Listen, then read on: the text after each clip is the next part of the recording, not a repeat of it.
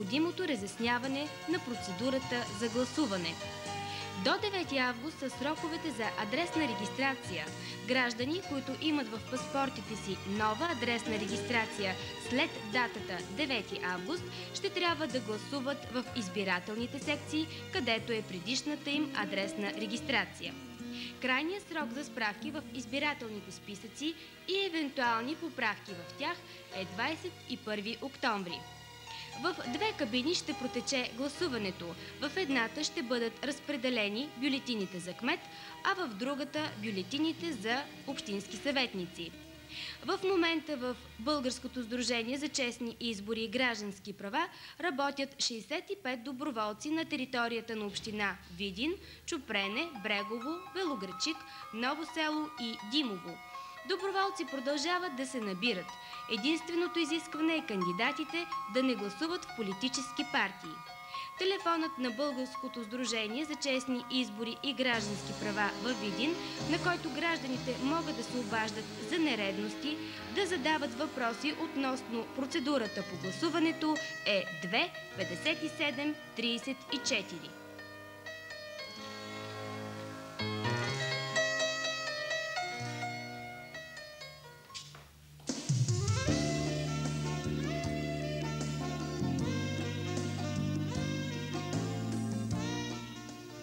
Истински празник на града стана откриването на предизборната кампания на независимия кандидат за кмет Ангел Савов. На невиждания във Видин коктейл в бар Зодиак се събра интелектуалния елит на града, сред който известни видински лекари, юристи, банкери, културни дейци, учители и бизнесмени. Голямото заведение с мъка бобра желаещите да присъстват на откриването на кампанията. Оригиналността на началото надмина и най-големите очаквания. Детска вокална група изпя специално написаната за Ангел Савов песен, а подарените му от малките изпълнители червен, син и оранжев карамфил символизираха надеждата за обединение на гражданството. И както призова кандидатът за кмет, не противопоставяйки се на сини, червени и оранжеви, не противопоставяйки се на българи, власи и цигани, а обединени да заработим всички заедно за Видин. Стратегията за бъдещето на Видин, която предлага Ангел Савов, е изработена от специалисти в различните области на обществения живот. Ангел Савов се спря само на някои акценти в предизборната си програма: създаване на стабилен ред и сигурност в общината, създаване на международен терминал и превръщането на Видин в транспортно средище, развитие на туризма, подпомагане на социално слабите и рязко намаляване на безработицата. Направи впечатление идеята за построяването на дом за възрастни хора в общината. Всеобщо одобрение получи независимият кандидат за кмет Ангел Савов от Демократичната алтернатива за републиката, Коалиция Съюз Нов избор, ДПС и Фондация Подкрепа за ромите. Вашият девиз, както обявихте, е заедно за необходимото бъдеще на Видин. На кого ще разчитате при изпълнението на този свой девиз? Главно и основно на всички живеещи в тази община, които имат желанието и намерението живота на нас, на нашите деца и на нашите внуци да бъде много по-добър. Освен това, в процеса на изграждане, на структуриране на производство, на промишленост, с всички възможни средства да включим участието на частния бизнес в града. Това са хората, които даже и тук, където сме, дължим на тях, хора, които по 18 часа на ден работят, знаят цената на труда и на парите, имат инициативност, желание и мощ да направят това, което е необходимо. Корупцията в здравеопазването е нещо, което много притеснява видинчани. Една здравноосигурителна система, за която се говори от години, която в момента не действа, би могла тотално да промени нещата. Но това е неща, които не са само от компетентност на общинското ръководство и на общината. Между другото, в здравеопазването действително има много сериозни проблеми. Видинските лекари специално са едни от най-зле платените, независимо от че има едно известно уравняване. Те са хората, които с забавено им се изплащат възнагражденията. Тези неща, ако се решат в най-кратко време, много повече би се мислило върху обслужването, отколкото върху корупцията. От това, което казвате, до тук, ми се струва, че вашия начин на действие прилича малко на мускетарски, един за всички, всички за един. Чисти души са мускетарите и радвам се, че така ви звучи. Няма друг начин да решиме проблемите. Убедихме се в последните години, че без това заедно да си подадем ръцете и да работим за града, без да влизаме в някакви противоречия за дребни неща, може да се реши. И един от принципите, който го изрази, много по-добре е първо да асфалтираме, а след това да преименуваме улицата. А кой наричате точно видинския начин на действие? Споменахте го в своето слово. Именно това е видинския начин на действие. От край време, когато населението на града е било единодушно застанало зад една идея, винаги е реализирано. Видинския начин на действие е прагматизъм и точност в отношенията.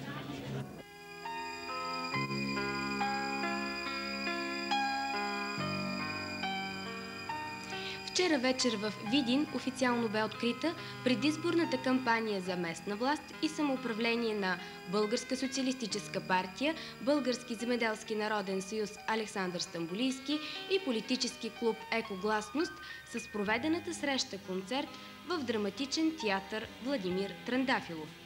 Срещата протече под надслова за по-добър живот, мир и социална сигурност в Видинската община.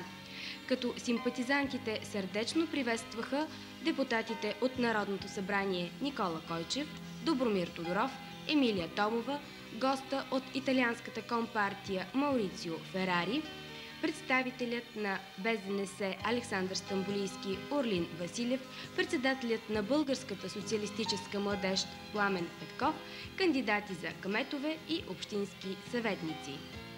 45-годишният инженер Иван Симеонов е кандидатът за видински кмет. Основните приоритети в предизборната му програма са развитие на силно местно самоуправление, възраждане на селското стопанство, стабилизиране на икономиката, борба с престъпността и осигуряване на ред, законност и сигурност. Познаването на наболелите проблеми, участието в местното самоуправление на професионалисти и специалисти от различни области на обществения и културен живот ще доведе и до крайната цел – добруването на Видинския край. Кандидатурата на Иван Симеонов се подкрепя не само от Българска социалистическа партия и коалиция, но и от още 7 политически партии и обществени формации и движения – Патриотичен съюз, Гражданско обединение за републиката, Ромски съюз и други. На срещата бяха представени листите за общински съветници от страна на БСП и коалиция, включваща 55 човека и 14-те кандидати за кметове в населените места в Видинска община. Поздрав за успех в предизборната борба към българските си колеги отправи италианския комунист Маурицио Ферари. От името на италианския компартия, аз съм тук и желаем ви успех. Аз му казвам преди, много ми е приятно да бъда тук с вас, но... Клуба по рок-н-рол откри спортно-състезателният сезон. Ето и повече подробности по това събитие. How about playing something different?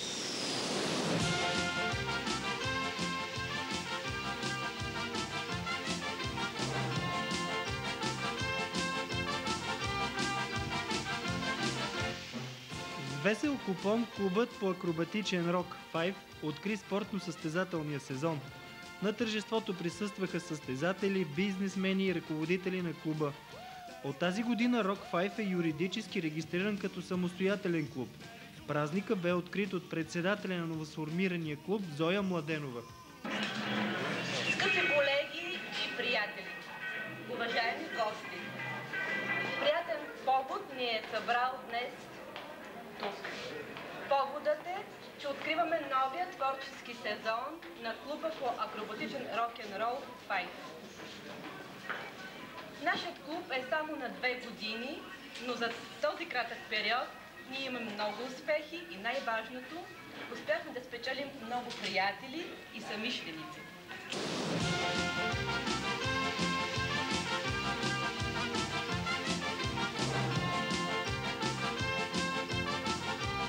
След нея думата взе началникът на дома на армията господин Сашо Йончев.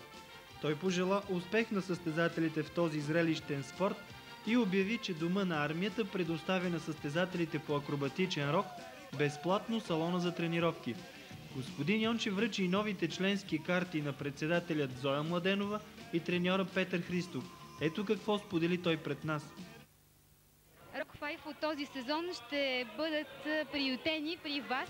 Това ли е първия клуб, на който давате домакинство да се занимава в базата на ДНА? И смятате ли, че така тази свежа кръв ще ви помогне и вашите работи да потръгнат по-добре? Да. За сега това е първият състав, който ще бъде така под наше ръководство. Ние смятаме за бъдеще нашата дейност да се разшири. Смятаме един състав, детски куклен състав да направим също. Ще работим също и с войници и самодейци, които ще издирим. Ето вече те вчера влязоха в казармата. Така че смятаме през новия творчески сезон да развием една по-богата дейност в сравнение с предишните години. Разбира се, малко трудно ще достигнем до ниво, което беше преди около 5-6 години, но ще се стараем, разбира се.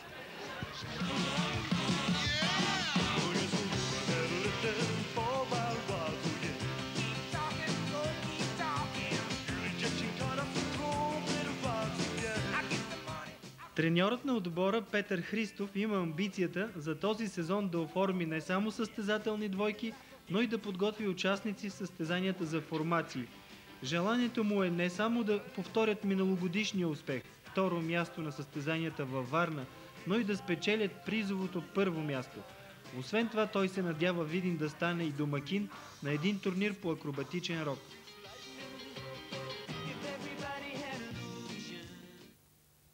Бих искала да попитам, започвайки новата година, ще приемаш ли нови членове? Мислиш ли да направиш подготвителна група с по-малки деца? И въобще, гледаш ли в една по-мащабна перспектива в ангажиментите на Rock 5? Нови членове ние приемаме непрекъснато. А колкото до по-малка група, вече е създадена и тя има тренировки във вторник и четвъртък от 17 часа. Аз представих вече треньорката на по-малките, аз също ще бъда там, Даниела Митова, с която стигнахме, мисля, че най-значителните резултати до сега. Дай Боже за в бъдеще всички да бъдат от това ниво нагоре.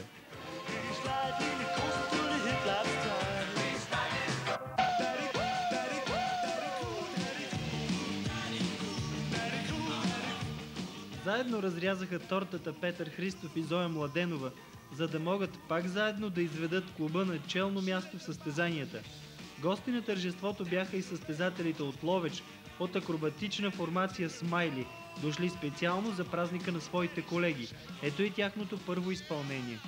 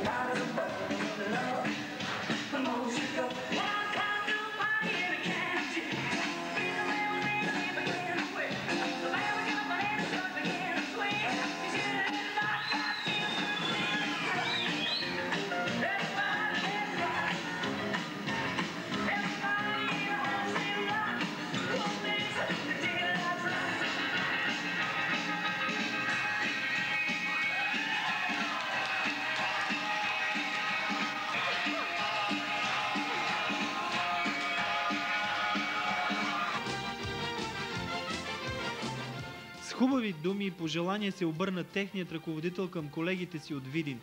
Приятна изненада им бяха подготвили те, като им поднесаха талисманче с 5 крака, наречено Смайли. След изпълненията гостите бяха любезни да споделят как се готвят за предстоящите турнири. Казвам се Иванина Гецова и съм от клуба по акробатичен рок Rock Smile Ловеч. Надявам се, че доста познати вече ви станахме. И... Колко време се занимавате с рок? Ами, ноември месец ще стане 1 година. А специално с... Да, кажете. Калуян Трайков. Родом съм от Габрово, науча в Ловеч и затова се състезавам за Ловеч. От колко време заедно работите? Ами от... 4-5 месеца. Може и 3. Не, от вакана, лятната вакансия. Да. Значи сте страшно много желание работите, защото сте много добри. Определено сте много добри. Без желание нищо не става. Стил е различен на двете двойки. Вие как се казва? Маринела Тихомирова. А вие? Момчил Кръстев. А вие от колко време работите заедно? Ами, горе-долу ни от същото време, 3-4 месеца. При вас като че ли повече се набляга на лиричните елементи. Поне така на мен ми се стори познак. Ами, ние имаме помощи от други клубове и се падна така, че различни треньори тренираха двете двойки, иначе се надяваме стила на двете двойки да остане един и същ, тъй както сме от един и същи клуб. А с друг спорт занимавали ли сте се преди това? Не, мисля, че никой от нас не се занимава с друг спорт преди. А ви? Не съм. Само с рок се занимавате. Без балет, без някакви други хореографски занимания. А в какви училища учите? Ами аз ще в математическа гимназия. Механотехникум. Аз съм студентка в София вече. Може да не е завярване, аз съм от ветеринарен техникум.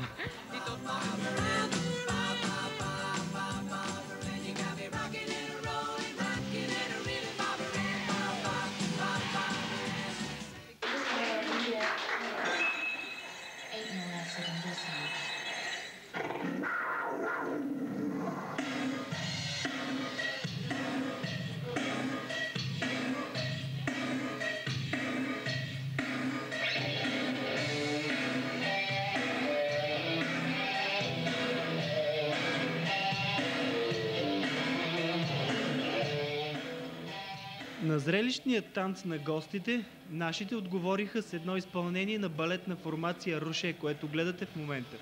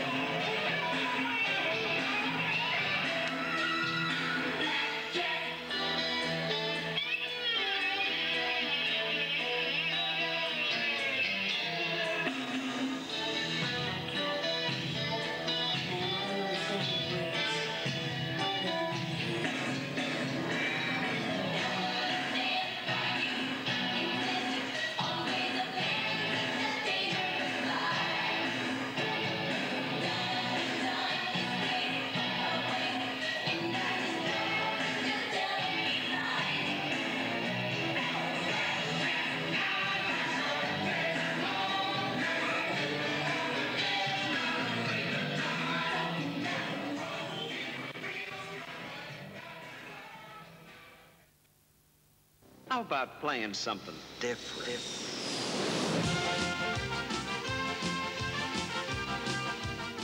След официалната част, гостите на тържеството дадаха своята помощ за клуба в символичната касичка на отбора.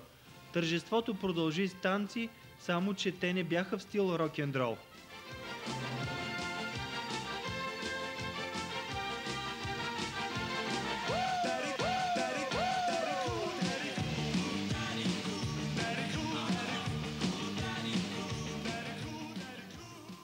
Какво ли ще бъде след